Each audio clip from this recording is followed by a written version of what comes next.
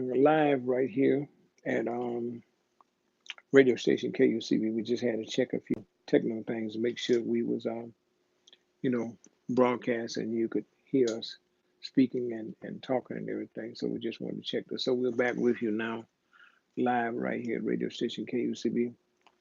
Um, as we always do, in case this is your first time tuning us in, first time checking us out, let me just give you a little background information about radio station KUCB.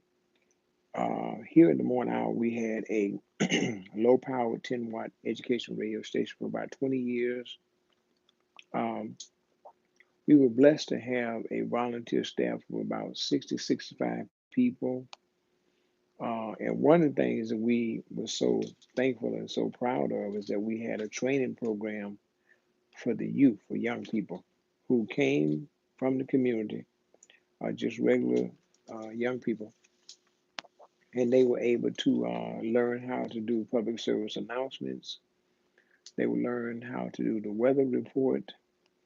They would learn how to read on air announcements and on air interviews. And so we got a chance to, alhamdulillah, train the young people in so many areas. And some of those young people, some of those youth went on to get jobs as radio personalities, as DJs, you name it, based on the training that we were able to give them at radio station KUCB. So we felt really good about that. And then the ultimate prize, I guess, for the youth was they had a chance to get a radio show where they were DJing, actually DJ, and could do that. It would have to be, after school, not any nighttime DJing, afternoon DJing, the weekend DJing that we allowed them to do. And then we had to check, with grades, as far as grades and things like that. We checked all that out. We had a relationship with the parents, with the community, where we could set up something like that. We could do that, and so we were proud of that. So the founders of radio station KUCB was Miss Joanne Cheatham, who is passed on, Brother Charles Knox, who was our legal consultant, and anybody that know anything about Chicago politics or know anything about Chicago period, Charles Knox was the person that was in the mix. He had established a law school, Black Compass, National Compass Black Law School in Chicago. He was graduated from DePaul University in Chicago. He also did so much just community work. I mean, community organizing. I had the pleasure of traveling with him around the country, where we went around and set up radio stations. We went to Mississippi. We went to Waterloo, Iowa. We went to Cedar Rapids, Iowa. We went to Illinois, set some stations up there, just all over. Plus, he did a lot of legal work too with different people. I got a chance to. There was a brother who I got a chance to meet, and I don't know if he's still alive or what he's doing, but Chokle Lumumba, who was an attorney in Detroit. I don't know if he's still in the Detroit area. He may be somewhere else, but he did a lot of legal work. Got a chance to work with him. Got a chance to work with Bill Grace out of Kansas City, Missouri, who did so much at that particular time. So we got a chance to move around and touch base with so many people. And still today, we're in contact with some of those individuals and still working with some of those people around the country. So we were able to establish a 10-watt education radio station here in the morning hour. I had the honor and the pleasure of working with Sister Hana Sharmera. She was my host on the International Phone Call Hour. We did so much community work together, so many community meetings, so many community protests, demonstrations, marches, you name it. The sister was always right front and center. And so I got a chance to do work with her. So what we decided was at the end of the late 90s, we lost the license. There are some people that have the radio station now here in the morning hours, so we lost the license. So we decided we would take this to another level, to a social media level, where we would do the same kind of talks, same kind of videos, if you will, from a carryover from the radio station KUCB. Yes, I'm Muslim. have been for quite some time, since 1980. And Islam is my religion. That's my rod. I don't take a back seat when it comes to that. You can look and see that I'm Muslims. I don't throw it in anyone's face, but at the same time, I'm proud to be a Muslim. I'm proud to have my religion, Islam. That's what it is. So, but the other thing I wanted to tell you too is that um, we did a video earlier today, and we wanted to come back and do one this evening. I wasn't planning on doing one, but as I saw some information kind of leading into my discussion in the last three videos we did, this kind of takes us right into that. It's not anything that's separate, but it takes us right into that. Um, I saw an article. This is from the St. Louis, Missouri, KTPVI. KTVI. That's a TV station in St. Louis, Missouri.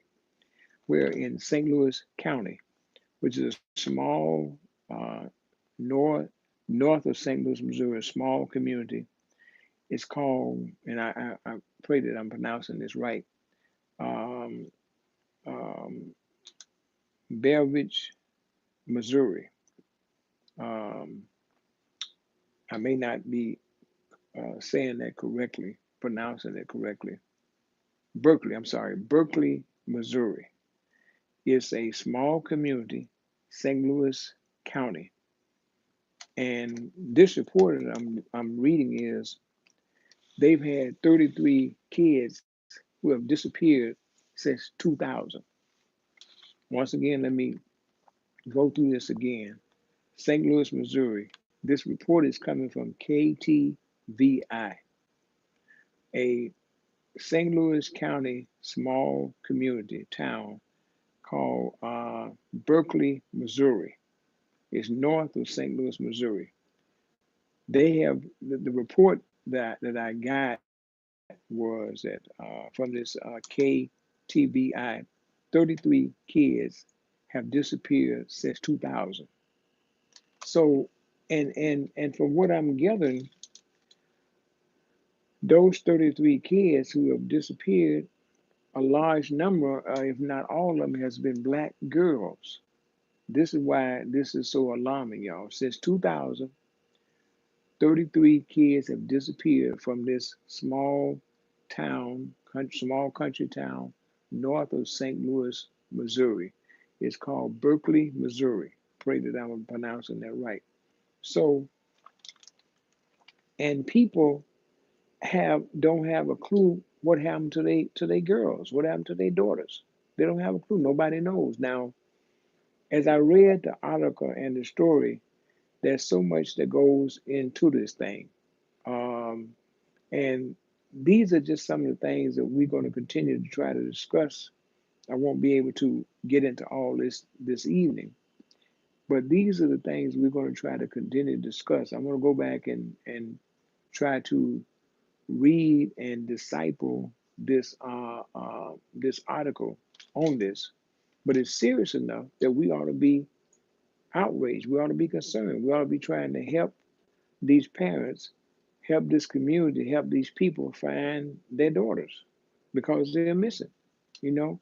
And from what I saw, all the pictures I saw, they were young black girls. They are saying the story simply says that since 2000, 33 kids have disappeared in this little small country town, St. Louis, Missouri. This report comes from KTVI. This town is north of St. Louis County, and it's called Berkeley, Missouri. And they are saying since 2000, 33 kids have disappeared. Now, that ought to be something that people should be alarmed by. They should be outraged by. And to think that this is actually going on, this has happened since 2000. Here we are, 2019.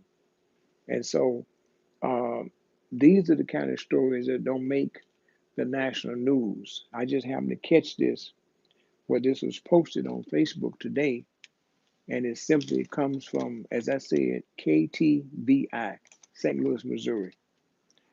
The town I'm talking about is Berkeley, Missouri, a small southern town north of St. Louis County, actually.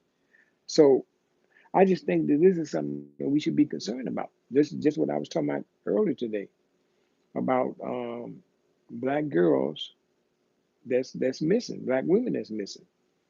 I have another story in Detroit. A young 29-year-old young lady been missing since 2018.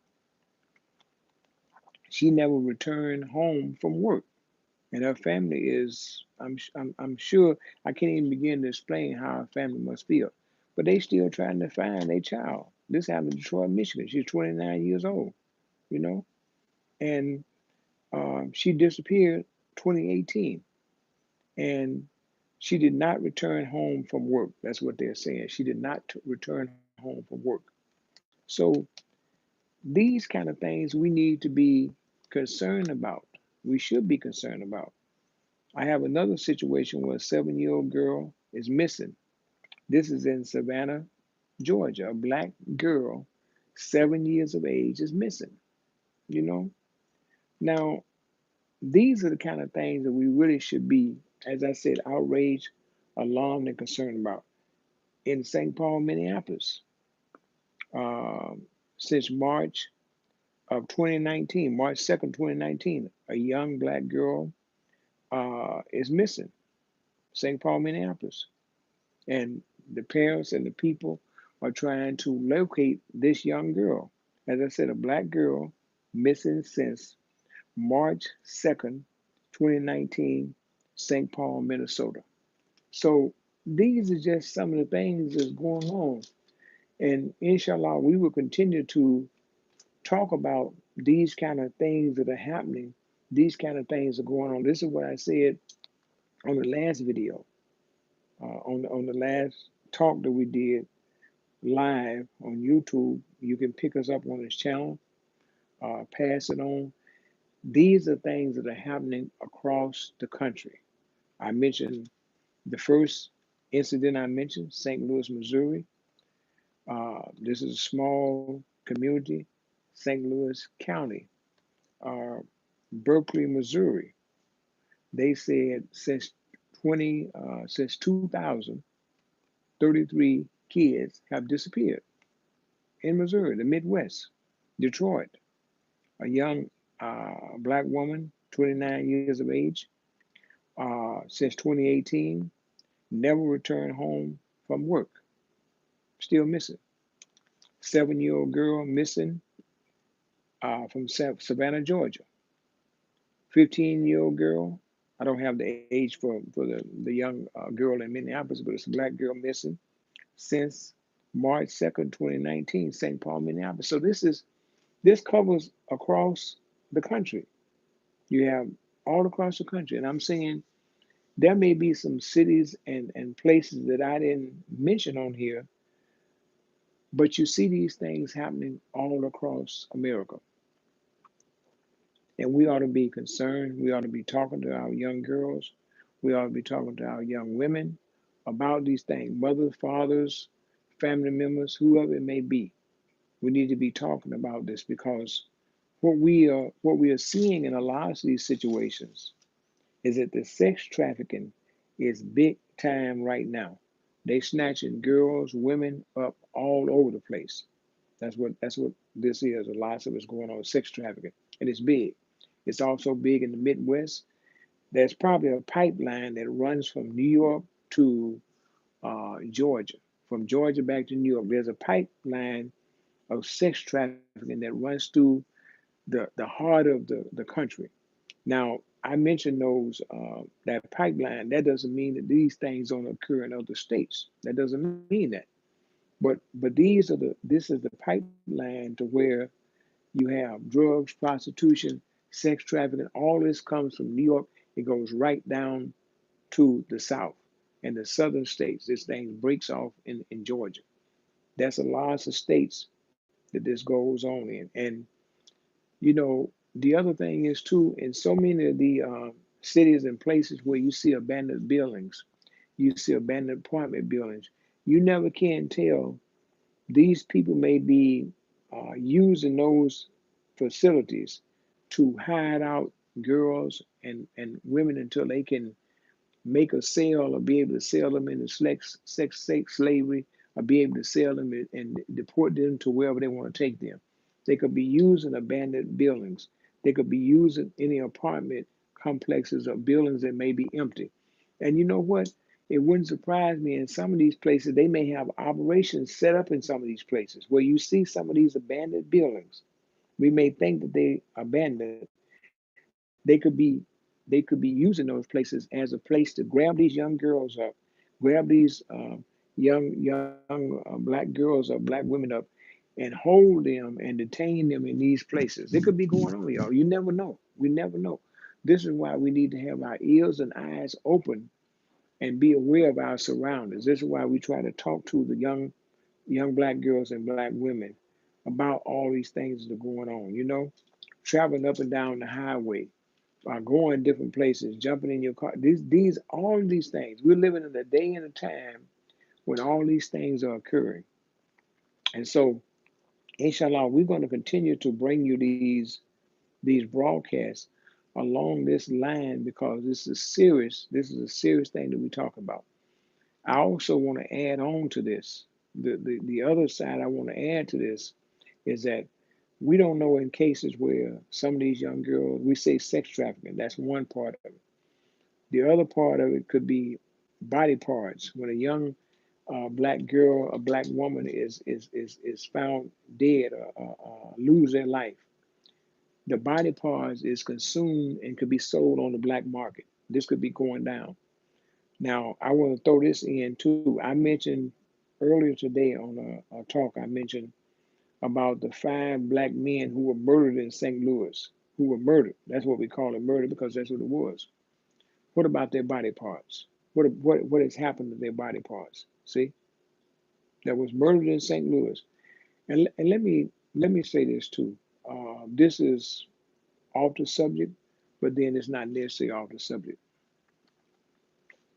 One of the things that you see happening as we speak in today's time, and the Prophet Sallallahu he talked about this and prophesied there will come a time like the time that we're living in now, where you see men dressing, looking, acting like women, and you see women vice versa doing the same thing.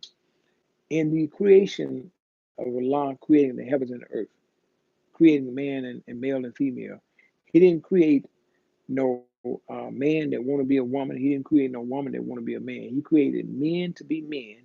He created a woman to be a woman. Dress, act, behave, conduct like that. Not no cross dressing. He didn't create that. See. So what you see in today's time is you see these men parading around, um, and it's kind of funny and it's kind of sad and it's kind of ridiculous at the same time. You see some man running around trying to pose and wear a dress. Now, if that ain't messed up, if that ain't screwed up, I don't know what it is. Men are supposed to dress like men. I thought that was the way the creation was. Allah didn't create no man to dress like no woman. That never happened in the creation. Even during in the dark ages, Allah did not create no men to dress up like a woman. He didn't create no woman to dress up like a man. People need to stay in their lane. If you don't want to be a man, then that's your problem. But don't be trying to put that off on everybody and act as if it's acceptable because it's not. See, it wasn't accepted then. It is not accepted today. And so what happens is we look up and these men that don't know if they want to be men or not, these women don't know what they want to be, if they want to be women or not. All of a sudden they become people that are pushed in front of us as far as to be accepted like they're leaders. And I'm saying to you guys who may catch this live or catch it later on, uh, this is why you don't hear anything else nowadays. You don't hear anything about the civil rights movement. You hear all these other rights and all these other movements, but nothing about the civil rights movement. These people who were involved in the civil rights movement, who was involved in the human rights movement, they paid this tremendous price and sacrifice for us to gain and get these rights. So don't be trying to act like you can legitimize somebody else as being in leaders or being in leadership position. Men need to be men. I'm saying black men need to be black men and be in leadership positions. Be real black men, not no half or not no cross dresser, or you not sure about what you want to be. See, because next what'll happen is you look up, and the Prophet Islam said this, there will come a time when the right will be made to look like it's wrong and the wrong like it's right. That's precisely the time that we're living in right now, where people try to push these things off on the society, knowing they're wrong, but they try to push it off like it's right. Now, I'm going to say this and I'm going to move on and get ready to close out. But whenever you ever seen a leader, a man that's leadership in leadership position, leader of an organization or whatever, dressed up in a woman's dress. Whenever you ever seen that, a man that's supposed to be in leadership position, how you gonna come out and be dressed up in a woman's dress? Or a woman that's supposed to be a woman in leadership position, you're gonna come out with dressed like a man. That's screwed up. That's screwed up and it's messed up from the jump. So I'm saying we need to remember men need to stay in their place of being men, women need to stay in their place of being women, and not this crossing over, mixing, and not sure about what and who you are. You've been listening to another broadcast, and this Pacific broadcast was about the Berkeley, Missouri. It's a small community north of St. Louis County where they've had 33 kids who have disappeared. And a large portion, since 2000, a large portion of those kids are young black girls. We should be concerned about that, y'all. We'll be coming to you, continue to, inshallah, come to you and try to bring you these talks and discussion. And we pray that you either will catch us, check it out, catch us now, and catch us later.